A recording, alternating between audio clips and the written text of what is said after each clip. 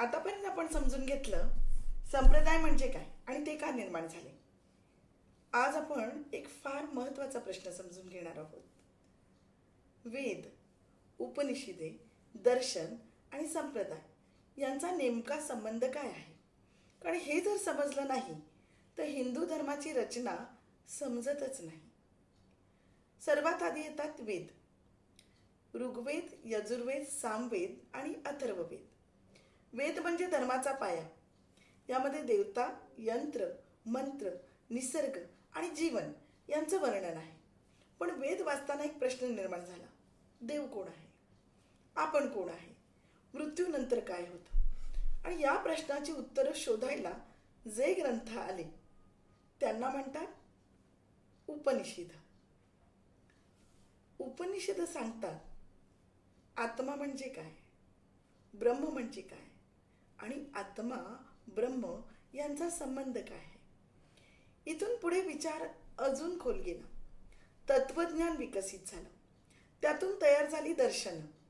हिंदू धर्मात 6 प्रमुख दर्शनं मानली जातात. न्याय, वैषयिक, सांख्य, योग, पूर्वमीमांसा आणि वेदांत. प्रत्येक दर्शनाने जीवनाकडे पाहण्याची वेगळी दृष्टी दिली. कोणी तर्कावर भर दिला, कोणी योगावर, कोणी कर्मावर, तर कोणी ज्ञानावर. आता इथे एक महत्त्वाची गोष्ट घडली. वेदांत दर्शनावर आधारित संप्रदाय निर्माण झाले. उपनिषद एकच होती पण त्यांचे अर्थ वेगवेगळ्या आचार्यांनी वेगवेगळ्या पद्धतीने लावले. शंकराचार्य म्हणाले आत्मा आणि ब्रह्म एकच आहे, अद्वैत. रामानुजाचार्य म्हणाले आत्मा ईश्वराचा अंश आहे, विशिष्ट द्वैत. माधवाचार्य म्हणाले आत्मा आणि ईश्वर वेगळे आहेत, द्वैत. म्हणजे काय झालं?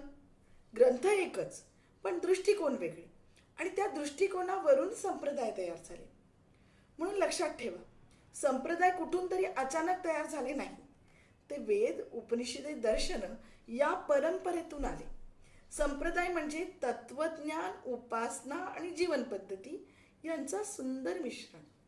म्हणूनच हिंदू धर्म गोंधळ नाही, तो शिस्तबद्ध पण लवचिक व्यवस्था आहे.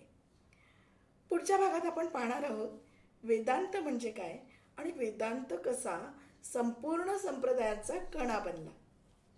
धन्यवाद.